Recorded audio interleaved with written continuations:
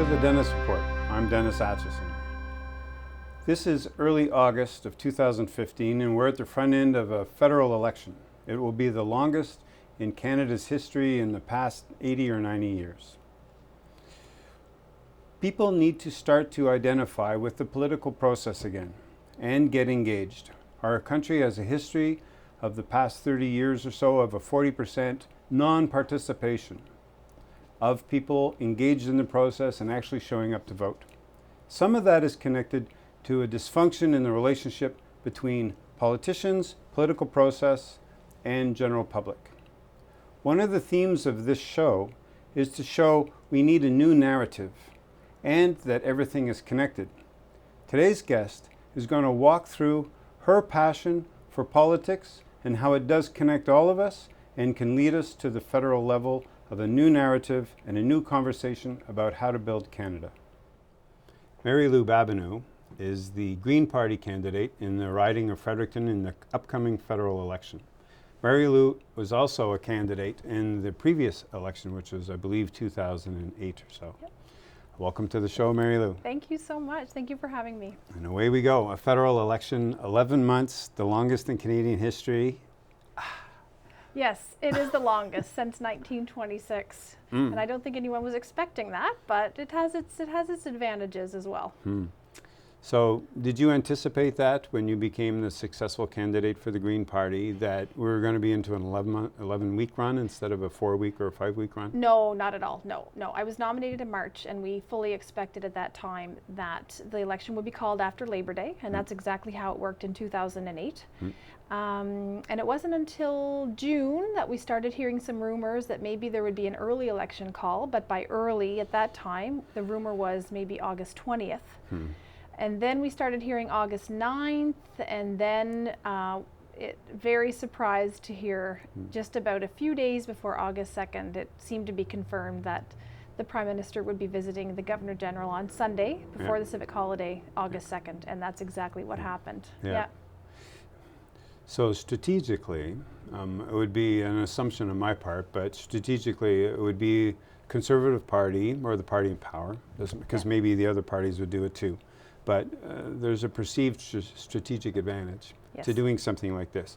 Mainstream media then followed up with stories Monday, Tuesday, Wednesday about the amount of funds that one party has over the other party.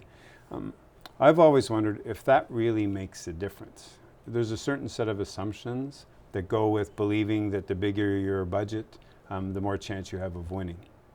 Right. So I'm thinking there really is a more level playing field than what mainstream media might perceive, because you've got your 11 weeks and you've got your area to work. Right. Well, I think there are a couple of there's a couple of ways to look at that. When we start talking about big money in elections, what we're really talking about is mostly mainstream media television ads. That's the big buy. The big buy. Okay. And so a campaign that's going to focus a lot of its money on those TV ads will have an advantage, and that they'll have more time to do it and they'll have a greater budget to do it with. If you're not running that kind of a traditional campaign, though, if that's not your focus, if you are running a more sort of a grassroots campaign, which is what we're doing, then it really doesn't matter at all, because we mapped out our plan at the very beginning in April, and we decided that we would be focusing on door-to-door canvassing, on getting to speak face-to-face with as many people as possible. And so for us, that's the plan moving forward, and that doesn't cost any money, really. So in a way, the 11 weeks will give you more time to do that. It gives us more, it gives us more time. We would be doing it whether or not the writ had dropped, so it doesn't really change anything, although having the writ drop does give you a little bit more latitude, because once the writ is dropped, you're then allowed to appear in public places, to talk to people in the mall, for example, to go into restricted apartment buildings and those kinds of things where we're kind of prohibited before the writ was dropped. So it's a good thing. If you're trying to get to people and to talk to people, it's a good thing. Sliding to the TV campaign thing and the notion of the big buy, which sounds very much like American-style politics compared to Canadian-style community-based politics. Yes, which is where we've drifted. The impact of television, given that social media has so much impact now, Just after the last leaders debate, for example, the amount of traffic on social media was very intense and equal to, or if not greater than, mainstream media, Maclean's and CBC, CTV covering these things in global. Do you have a feeling on the deluge of TV ads that we're about to see? Right. Whether they're negative or positive, and in the role of your party and then even for yourself in your particular area, how to not counterbalance it, but how to complement or use it to the messaging so more people get out to vote? Right. Well, as I understand it, the social media versus your traditional mainstream television media, they're geared towards two very different demographics. Now, this is a generalization, but I think that statistically it does hold true. Yep. That the big ads that you see on TV are geared towards an older population, perhaps of my age and older, and the social media is geared towards people younger than I am. The challenge is that the TV ads are geared towards a demographic that votes in much greater numbers and proportions than social media is geared towards. Does that still hold true?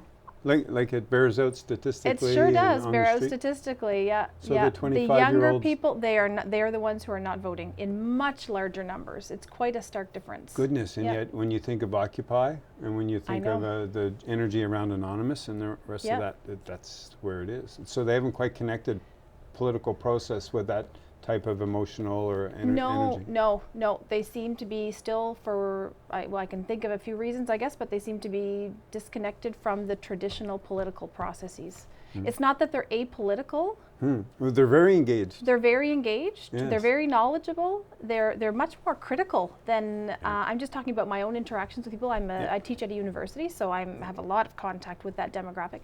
They're aware, they're very critical.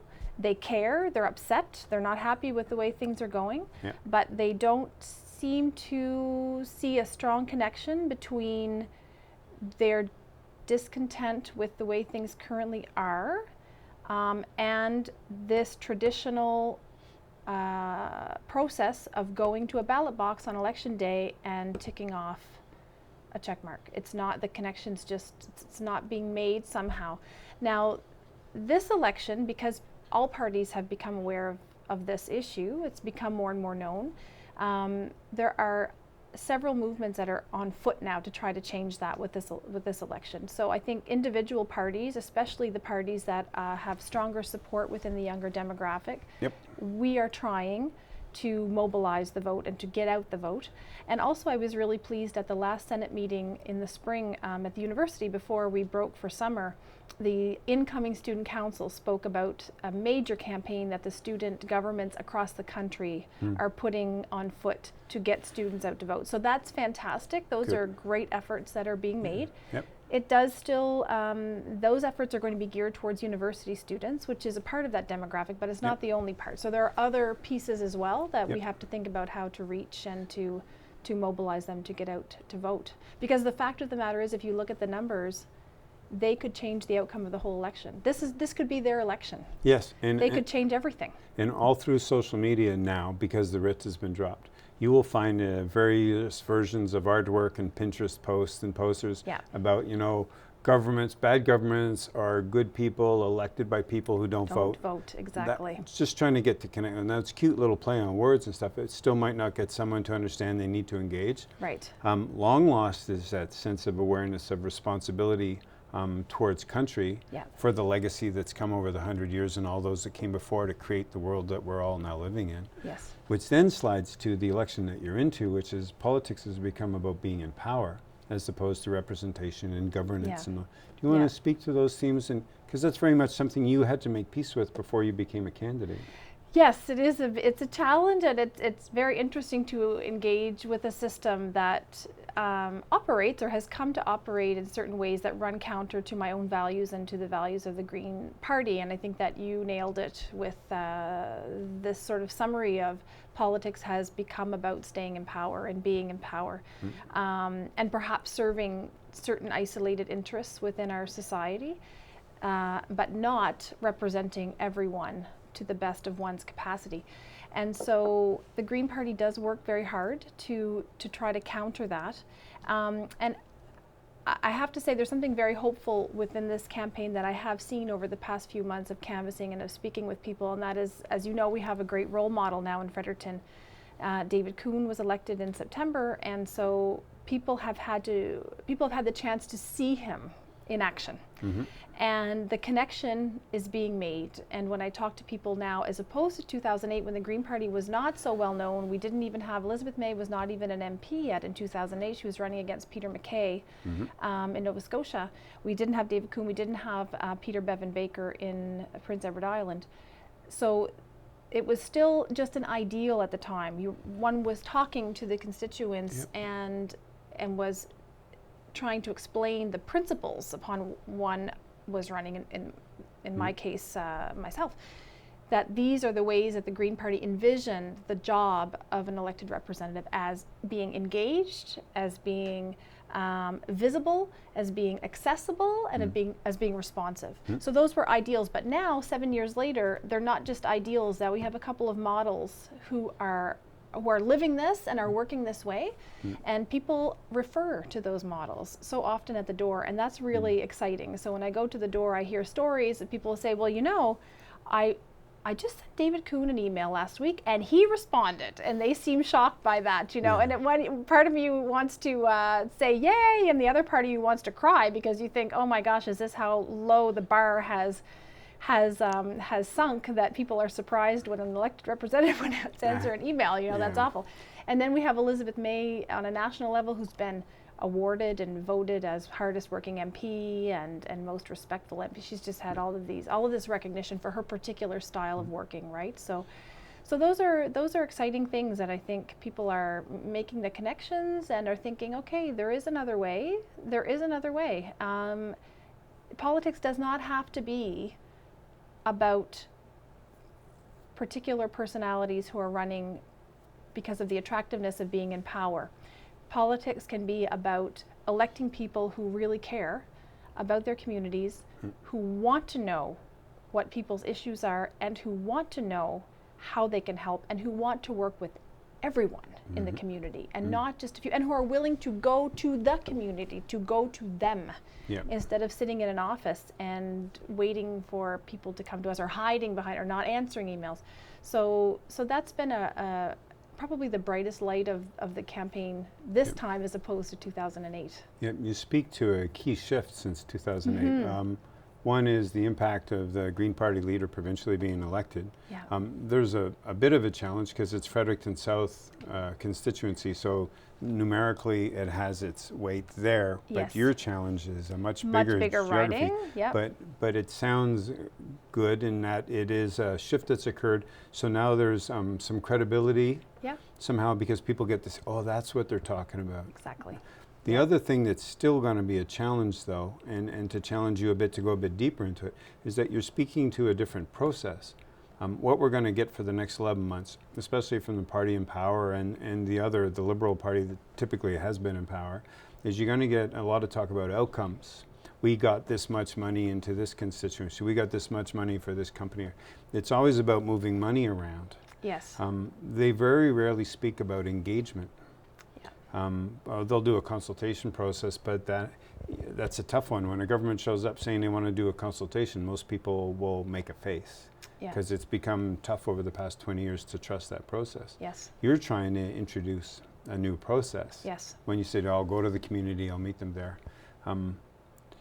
How are you going to get people to believe that that's going to make a difference?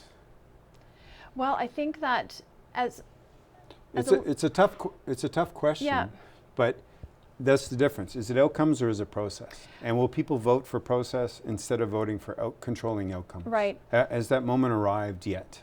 I think it has arrived, and I think that it is because people are not at all convinced that the outcomes that they want are arriving. In fact, the opposite seems to be the impression of the people that I'm talking to. So people might have traditionally been willing to give more weight to this outcomes piece, as opposed, and maybe sacrifice or not prioritize the process or the engagement piece if they felt like their needs were being met. But that's not the perception anymore. Not in this part of the country, certainly not in our riding. Now the more common perception that I'm hearing is we're being cut, we're not getting what we need, we're being promised many things during campaigns that once a government is in power, they're not following through with. Our family members are all moving out to Alberta to work because there is not sufficient local sustainable employment. Our heating bills are going up. Our environment's not being protected. These are the kinds of things, you know, and they're noticing that at a local and a federal level. And so I'm not sure that the outcomes piece it's not something that's ever been brought up. No one has ever said to me, well, I think that if we elect one of the traditional parties, we will get more of what we want. What they're saying is, I'm so tired of being disappointed by unfulfilled promises made by traditional parties that I'm starting to think about other options. So I'm happy you came, I'm willing to read your material, and I'm going to give this some serious thought. Yeah, and I want to wander more into that process stuff because it hasn't worked for the past 30 or 40 years. New Brunswick or Atlantic Canada is still more or less in the same state it was. Aging populations, crumbling infrastructure, a small population can't leverage the big decisions out of Ontario or Quebec or Alberta. And then there's one MP, you know, who so can the attention and the learning curve you're going to have to teach people about this new way, which is actually an old way. Yes, it is. About how to all get together. Yes, the way it's supposed to be. Yeah, and what do we want to do about it? And then does that help get it when, say you win and you're in Ottawa? Are there things that can be done that don't involve money, that help a riding be better? Somewhere in that theme, because the theme of politics, and when we say the word on the street, people will turn away. Yes, they do. They'll have a negative emotional reaction to it. And there was a time politics represented when we all came together to make shared decisions. Yes. When I listen to your Green Party stuff, it harkens back to that other era. Yeah. So can you share some stories where maybe you've had a couple of people where the light bulb went on and went, oh, that's what you guys are trying to do? Because they'll want you to talk in terms of outcomes.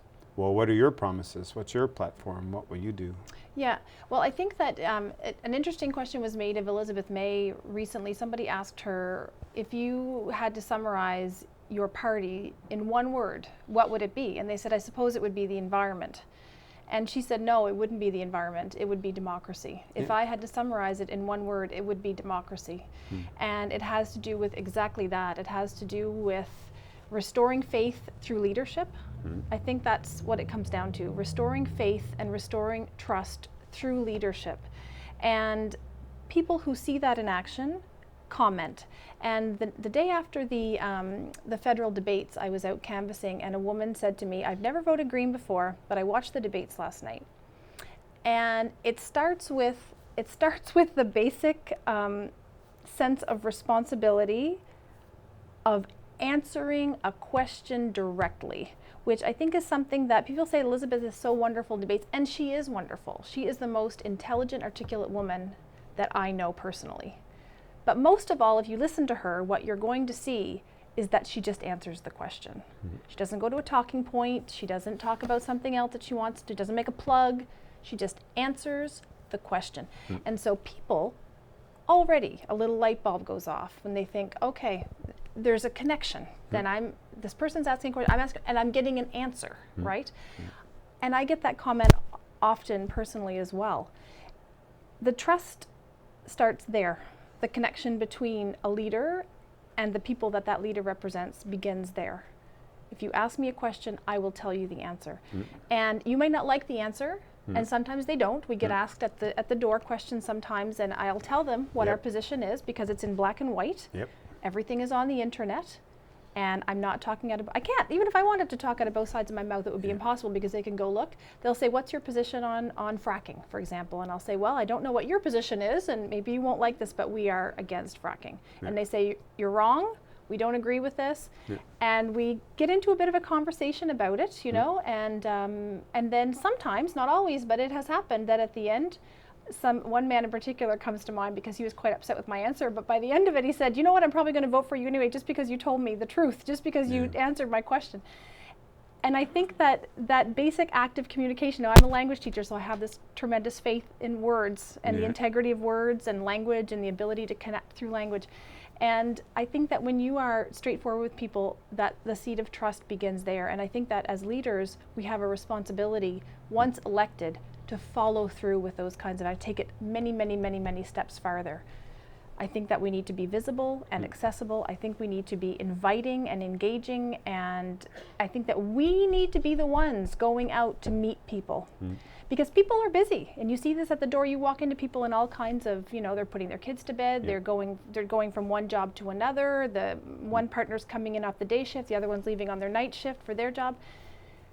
Politics is not, as you say, the top of mind thing, and they don't, and if you're coming from a position of not having a lot of faith in politicians, then why is that person going to be your go-to if you have an issue or a problem or something's not working for you or your family or your community? But as leaders, it's our responsibility to be going out, to be visible, to be going out to every community activity possible, to be holding meetings within different polls or different parts of the riding, so that we're constantly inviting people, please come to me, please talk to me, even if what you're saying I don't have a quick answer to or a quick fix to, but please come and talk to me because I want to know where you're at. And people at the door often will say, well, I'll tell you, one guy said to me, I'll tell you, but you're not going to like what I have to hear. You're not going to want to hear what I have to say. He said, you're not going to want to hear what I have to say. And I said, well, that's where you're wrong, because campaigns can be run in many, many ways. And if I didn't want to hear what you have to say, I could sit in my office and I could just send you fancy newsletters. But I'm here, and I will listen to what you want to say because I do want to hear it. So let's play. Earlier you touched on something that would be a natural tension. So I want to dive into that, because it's a way where you can start to differentiate stuff. So you talked about the Green Party position on fracking. Or we could pick another topic, but I'm mainly after the conflict point. So one of the challenges for the Green Party is to show that they're going to manifest a different process.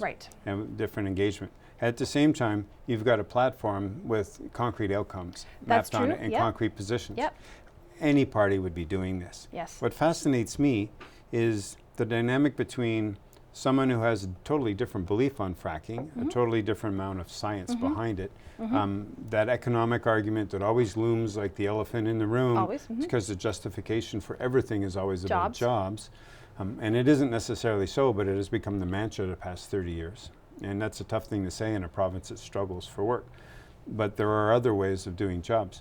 So the tension or the natural dynamic would be, how do you resolve the Green Party platform on a position that maybe could have a different process to allow those that do support fracking to reach a community common consensus, as opposed to, oh, you guys won, so this is what's going to happen, and then those guys won, and that's what's going to happen. So is there a way through that democratic process to still have some flexibility if new science comes up? Because the engagement process was different? Rather than I won my talking point, you won your talking point, but we still have that gap between us? Exactly, and that's one of the points that I talk to people a lot about, is the Green Party, and one of the many reasons I'm proud to be running for the Green Party, and that it's easy to run for the Green Party, is because it's a very evidence-based party. So it's based on research, it's based on best practices in other places or errors that have been committed in other places. So I always say to people, this is our position now. If something new comes out, if new research is done that is convincing and that shows definitively that fracking could be done in a safe way, we don't have that evidence now, we have contrary evidence, but if something were to emerge over time, because nothing stays the same, it's constantly a changing world, then of course we would reevaluate that. It's not a position that we're taking to be politically popular or unpopular. It's a position that we're taking because this is what the evidence points to, right? And that's from an environmental perspective. There's also strong evidence that points to the fact that some of these projects that are purported to bring a lot of employment to the area are not actually going to bring Yeah. Not the kind of employment that I think New Brunswickers need and deserve, which is long-term, sustainable, well-paying and local jobs. These are the kinds of jobs that we need in the province, not short-term. It's such a challenge to take on trying to change the narrative. I know. And we're so used to an industrial kind of mindset to things. And as you described that, I thought, yeah, because part of the solution is alternative sources of energy or alternative sources of employment, basically. And then what pops to mind is a piece that was in the Globe and Mail maybe 3 or 4 months ago, how China is leading the world in generating renewable energy, which is a contradiction to the storyline we think of with China and coal-fired power plants. But that was because the conversion takes 20 or 30 years. So what do we need to be talking about in New Brunswick in 2015 so that 2025 and 2035 we're humming?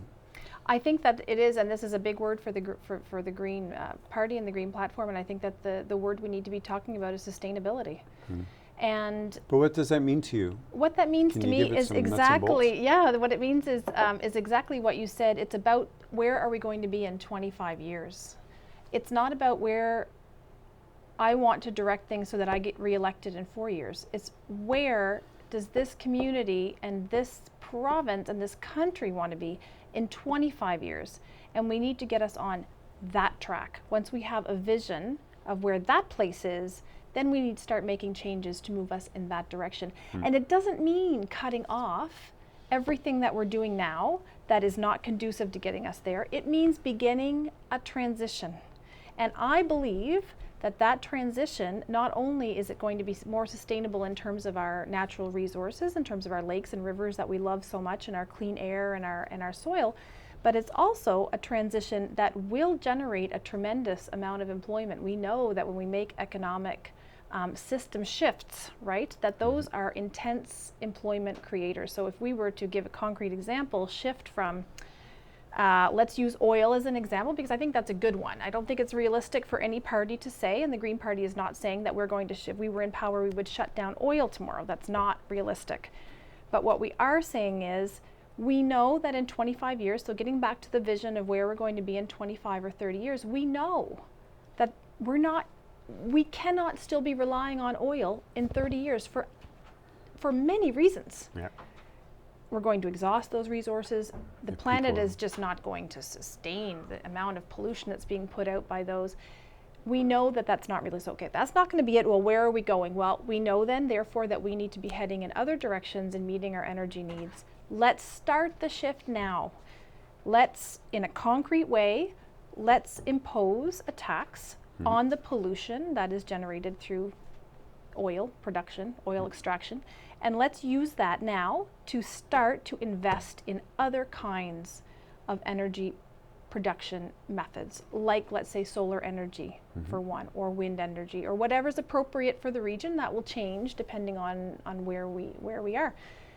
And the amount of money or the amount of employment that could be generated through the research that will take to develop new sources of energy, to produce them, and then to maintain them. It's a whole other sector, and I'm just using solar as one example, right? And I have a friend right now who she does part of her heating of her home, not all of it, but some of it through solar panels. She had a problem with one of them, and she said, "You're not going to believe this, but I had to bring someone in from Maine to service this solar panel." And I thought, "Are you kidding me? You know, we need jobs, and this is what we need." Yeah, it's funny how people will focus on the object and not see all the infrastructure necessary behind it. Everything that goes around. It's not just the production of the solar panel, but there's research that goes into that. There's marketing that creates all of these spin-offs. The marketing, the education, the installation, the maintenance, and it goes on. And that's just the solar panel. We're not talking about retrofitting buildings and all of the things all of the employment that would create. It quickly speaks to how everything's connected. Yes. Okay. We're going to take a brief pause and let the audience do what they need to do, and we'll be back shortly.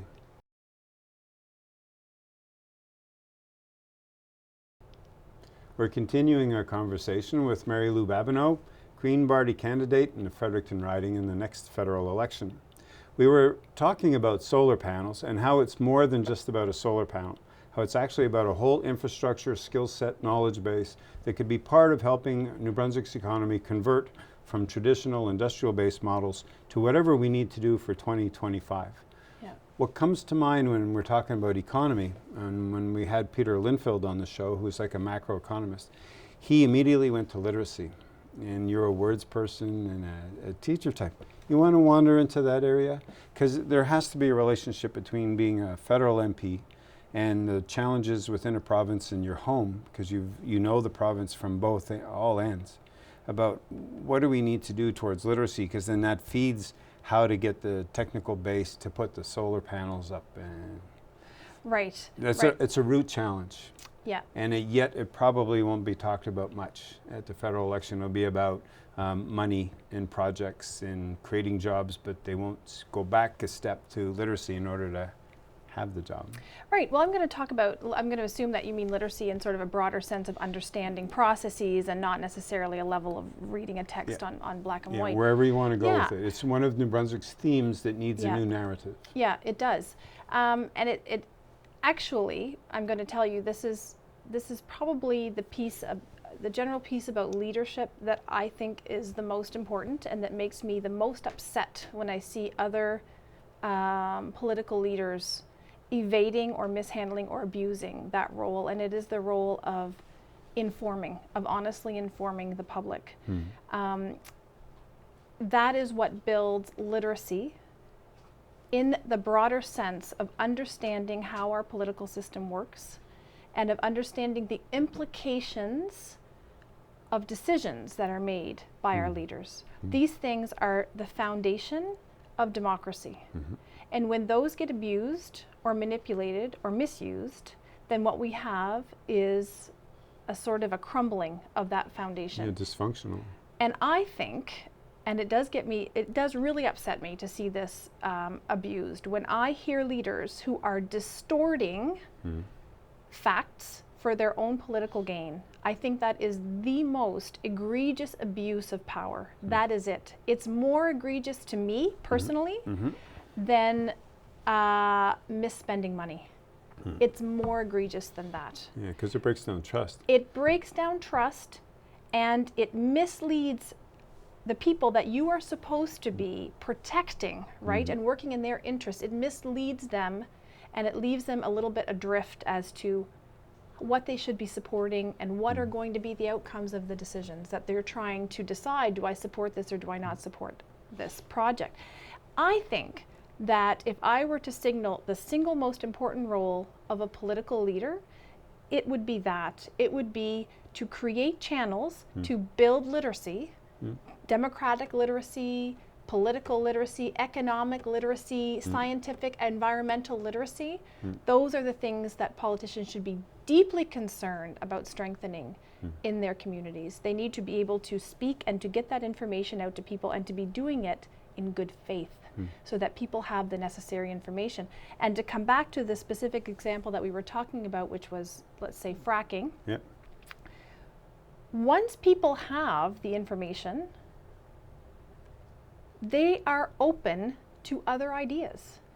If the information is provided to them in a clear and in a good faith manner, because as I was saying a second ago, it's not about the fracking itself, and I'm just using this as one example, but fracking is not something that people care about in a sort of a deeply emotional sense. What they care about is employment. That's what they care about. Or they care about water.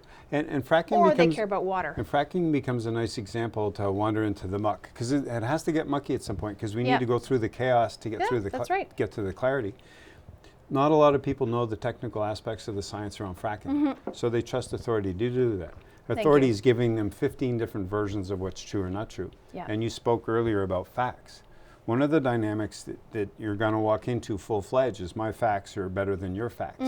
And things get jammed there. And people make emotional decisions, not necessarily logical decisions.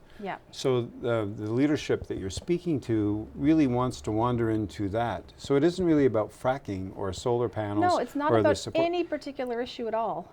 Can you speak to what that's going to be like? Can you give it's a tough one. That's why I'm hesitating on the question, because you're trying to formulate a new process for community engaging with politics. Right.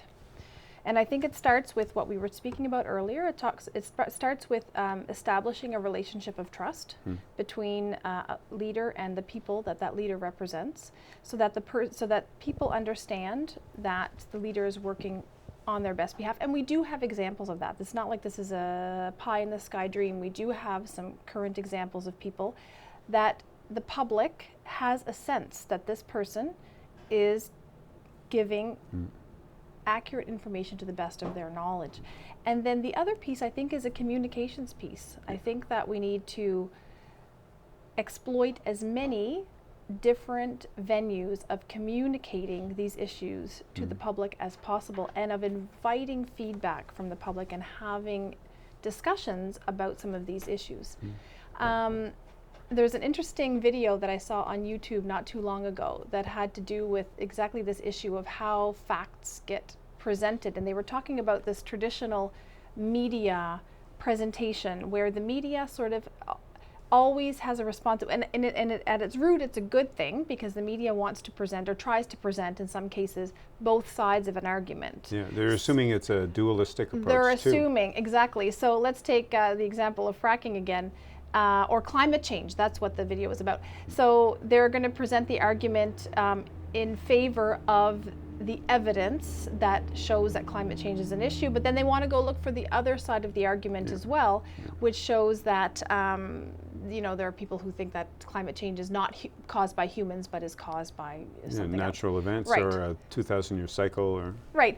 And then what the person was arguing was that if the media were really doing a job of an accurate job of representing both sides of the argument, they would have to show 98 scientists over on this side, right, and then 2 scientists over there. And I think the same kind of consideration can be given to any argument, right? It's not, if someone says, well, there's this article or this research piece that was done that shows that, fracking is wonderful and it helps purify the water and it's great. Okay, well, yes, there may be one, but let's look at the information as a whole, right? What is the whole body of information, and how can we communicate that to people so that they understand? That's one piece of it. And the other piece of it, really, to not even get bogged down in the scientific evidence. The other piece of it is presenting other alternatives, because there is a certain piece of it that if you say, okay, let's just look at it from a very surface perspective here. If we are going to venture into this area of going into our water tables and causing this instability in there to try to extract something, or let's look at a solar panel and how that works with the renewable energy. I mean, I think that it's a clear sort of which one is going to take us getting back again to that vision of where we want to be in 25 years, Where do we want to be, and which is the route that's going to get us there? I think that you're back to guiding clear. Principles as opposed to predicting outcomes. Right, And that'll invite process more. Yeah. Quick little squirrel moment. The piece you're referring to is John Oliver. Okay. And when he did that, and he had Bill Nye the Science Guy on, and then That's Climate Denier, yes. and then, but statistically, it's actually 98 of these. So they brought out 98 people in lab coats, but it makes an interesting point, because Jon Stewart just finished his run, and the United States is going into their endless election loop, and there's so much material for comedians out of the States right now. So you must be thinking, oh goodness, 6 more months, and I could have had a whole other legacy to a show. But it gets to how people are finding more credibility or authenticity from watching comedy shows, because technically it's on Comedy Central, although John Oliver's on HBO, got picked up from Jon Stewart. But isn't that fascinating that somewhat satirical, but at the same time it's researched, it's authentic, they're just juxtaposing the message one against the other, because we are in that moment in time now, whether it's New Brunswick or Canada or the States, that things are in flux, they're changing, and it needs to find a way out, which gets to leadership. So the next thought, and I'm wandering in a new territory for the remaining 25 minutes or so, it's fascinating the impact a leader has on a campaign. So you want everyone to know Mary Lou and what you're going to bring to it, but the reference point is going to be Elizabeth May, probably. Do you wish voters would pay more attention to their community and voting that way, rather than, I could never vote for you because I can't vote for your leader? Right. Do you want to wander into that relationship and dynamic and maybe give us some clarity about what that's like? Yeah, it's an interesting dynamic, and it's interesting to me that it's one that comes into play more at the federal level of politics than at the provincial level of politics. And I'm a believer, personally, that both things need to be taken into account. But there's a different, depending on the political party, there can be a very different relationship between the individual candidate and the party platform. So how much you need to weigh one or the other, well, it depends on the political party. If it's a traditional political party that has a sort of a top-down structure, where no matter how wonderful the candidate is in your own personal riding, you know that candidate is going to have to toe the party line, and there are elements of that platform that you personally cannot support or that you think are not the best kinds of ideas or initiatives to bring our country forward, then I think that that's something you need to weigh very carefully. And perhaps you want to reconsider voting for that person, because you know the way that they are going to have to vote on all of these issues, knowing what their federal party platform is. The Green Party is different in that sense. Green MPs are not obliged to vote along party lines. That's one part. So if there were ever an issue where Elizabeth May and I were to disagree, I would not vote with Elizabeth May. I will always be voting for my constituents. That is a very, very clear Green Party policy, and I think it's important that people know that. That plays out in a particular way right now in this moment in time because of scale. So you're free. So say there's a next federal election, there's 3 or 4 Green Party people made it into the House of Commons. That's right. So I can hear some of the critics coming at you going, well, what difference does it make? But philosophically and operationally, it makes a huge difference. It makes a huge difference, yeah. We know that we're probably going to come out of this election with a minority government. That is the most probable outcome. I don't know whose minority government it will be, but it's most likely a minority government. So the ability of your own representative to work with another party, to vote with another party when it's appropriate for their own riding, and to vote against when it's not appropriate, I think is critical. And I think it's critical, again, getting back to that confidence piece and that trust that's built up between the elected representative and the constituents. It's critical that I can come back to my community, that I can talk to them and consult with them, and then take what the consensus is or what the general will of the people is back to Ottawa, and that I don't have to ever face my constituents and say, well, I know that this really makes things complicated for us here in Fredericton and Oromocto, but you know, this was the Green Party position and this is the way it works, right? And I've got to vote, but no. And Elizabeth May is explicit about that. She made a point of making that announcement at my nomination meeting. This woman will vote for you. She's working for you, and she's not working for the party. I'm working for my constituents, not the Green Party. That's a significant differentiator in a way, because the others, to a degree, have different obligations. Again, it'll tie to scale. I can again hear the critics saying, well, it doesn't have any impact. But we're at a time of shift. And civic engagement from the 18 to 35-year-olds can find a home to a degree from the way the entrenched party, okay, you won, we helped you get in, and now you got to do what we tell you approach, which is why you have your 40% voter not non-participation.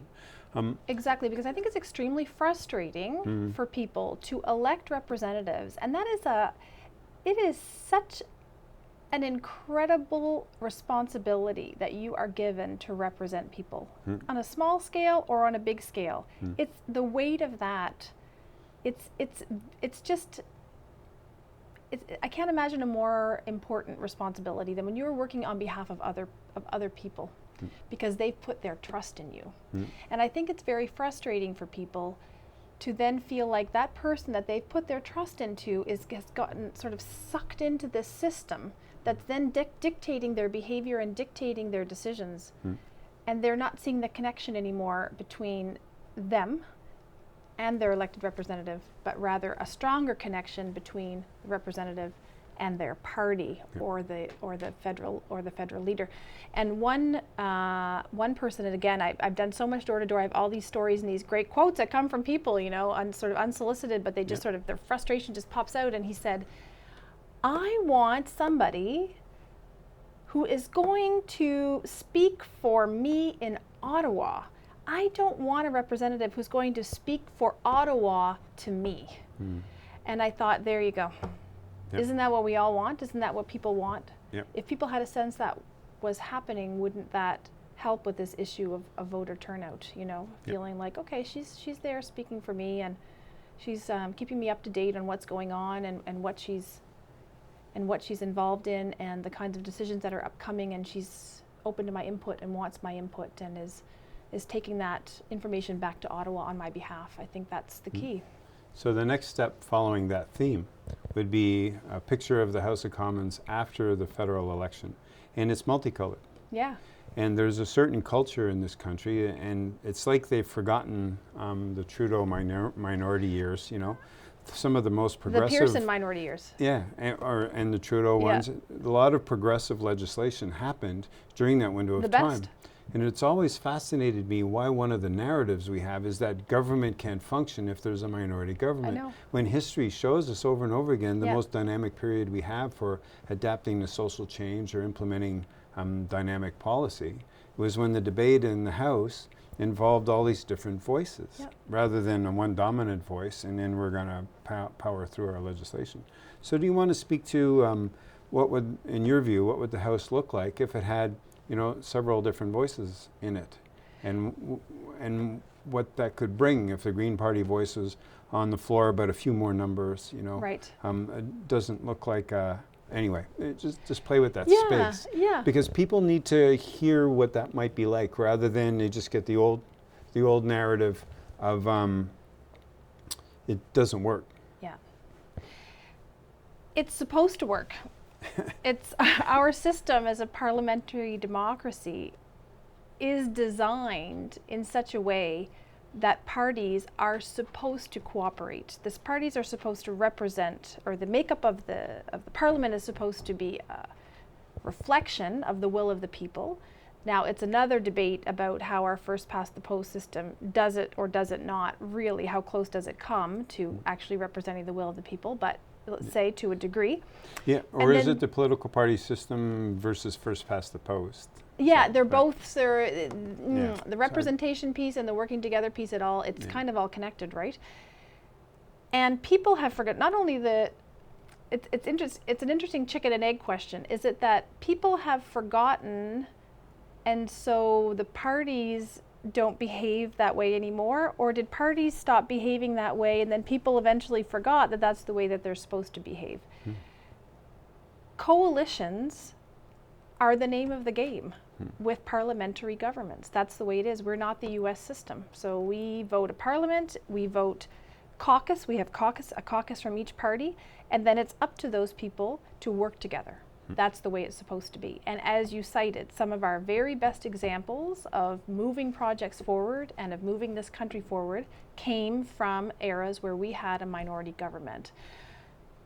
Our healthcare system, for example, came from a minority government. And I think that it is a system where its strength, if there are some weaknesses to it as well, but I think that its strength is that it pushes parties to work together.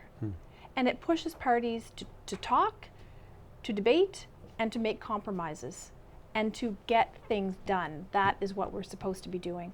But instead, what's happened over time is that some parties have decided that they're not going to work with other parties anymore. We will not have coalitions. Well, it'll break down on your ideological lines like fracking or no fracking. Yeah. Rather than, okay, how do we keep the whole together while making a decision that's tough, you know? Because your responsibility is for some major difficult decisions. It is, yeah. But I didn't want to interrupt the flow about your coalition building theme. Yeah, so the coalition is important. That's the model that we're supposed to be following and that parties are supposed to be following when they are in a minority government situation. And it's not that it doesn't work. It works if parties are willing to make it work. But it certainly doesn't work if parties take the position that we will not work with party X, or we will not work with party Y, or we won't work with party X as long as person A is at the helm, or any of these sort of. Elected representatives work for people, work for Canadians, and they owe people more than that. We don't get to say who we're going to work with, and in what working context do we decide that we're going to work with people and not work with people? That's just completely absurd to take that position. That's being irresponsible with your responsibility. Yeah, in some ways that's why people will make the analogy to a schoolyard, because you watch the behavior in a schoolyard and you're forever trying to teach young ones how to play together. And for the most part they do until the adults come in, but. Right. There's something about a modeling behavior. Earlier you were speaking to a certain dysfunction, and I thought, goodness, imagine if we were actually talking about a family where I'm manipulating facts in order to get the outcome that I want. And if you're a parent and you're raising your children that way, what will those children be like when they're 20, 25? Oh, and there are people, and you know, you hear it. I think everyone listening knows of an example of that they've seen or heard a parent who, of course, it's technically easier to raise children if you're going to lie to them and not tell them the facts, and just don't tell them that they have a right or what their rights are. It might make things a little bit easier short term, but what is the bigger implication here? What is the bigger long-term implication of not informing people really of facts and of people's rights? We have about 5 minutes left, and I've got two kind of quick questions, one quicker than the other. I don't even know if it's relevant anymore. Do you get any comments about being female in politics? Are we past that yet? Or no, it's still... No. I would not say we're 100% past that, no. Right. I have had a couple of comments, including an email. Good and bad, or bad? Good and bad, There certainly are many people who are happy to see a woman running, so that's very heartening. We still do have people who think that women should not be in positions of leadership. Believe it or not, that still is there as well. But a very small minority, I would say overwhelmingly, it's been positive. I think that the challenges with women in politics have less to do with people saying, yes, women are competent or not competent. I think we're getting to the end of that road, thankfully. But it has more to do with some structural barriers that women face, additional childcare responsibilities maybe, or less modeling. I think that's a really important thing. What you grow up with in terms of your horizon of possibilities that you may or may not even be aware of, right? But if you don't see or aren't personally connected with women, a generation before you, who have traveled this road, then you don't think of it as a possibility when you're thinking of, okay, what are my options for career or for contributions to my community? That's not one that's likely to pop in. So there are those kinds of barriers more than people just coming right out and saying, you can't do this, you're a woman, you know? That's another shift in the narrative. Yeah. And there's a lot of similarities with men making the same decision, but there's different elements to it. Yes. And there's a lot of modeling, a lot of negative modeling too. With that stuff. That's true too. So how do men shift how they act in leadership roles compared to the stereotype that continues to dominate? You're right, and there is a dominant stereotype, that sort of aggressive dog-eat-dog world. The alpha and thing. You're right, that's a good point. Sort of to wrap us up, I'd like you to share with the audience about you. You've made this leap into this stuff. What would you like out of it? Where would you like it to go? What's your perfect vision of the whole thing? My perfect vision starts with having an impact throughout the campaign. So what I'm hopeful for is that I can continue to talk with people and continue to get that feedback that the result of my conversations with some people is that they are starting to think about another possibility, that their concept of what political representation looks like is not as limited as it was maybe before we talked, right? And when I get that feedback, that's the most gratifying thing ever, because I think it's part of this shift that we all want towards another kind of politics for our communities. So that's extremely gratifying. That's the first thing that I want and that I'm building on. I would love to win the election and to carry that work forward so that we have another model in addition to Elizabeth May and David Coon. And there have been others through the years too. You know, I think of Elizabeth Weir, for example. I mean, there have been other wonderful politicians throughout the years as well, not only Green Party politicians, but Greens are particularly and explicitly committed to these kinds of process and representational ideals. So I would love to win the campaign, win the election, and to be able to carry that forward and into my work over the next 4 years. And I would just love to continue to be engaged in changing the way that elected representatives interact with and are responsive to their constituents. I'd like to continue to be part of a process that restores some faith in our politicians, in our elected representatives. I think it's possible. We're seeing it happening, and I think we just need more of it. And I'm excited to be a part of that. That's what I dearly, dearly want. Great. How's it feel? Good. Yeah. Good. Well, thank you so much for doing this. Thank you so much. It's been a pleasure. Really Thank appreciate you. it. As always, thanks for watching the program. You can find the Dennis Report on YouTube and on Facebook. Be good, have fun, and love each other.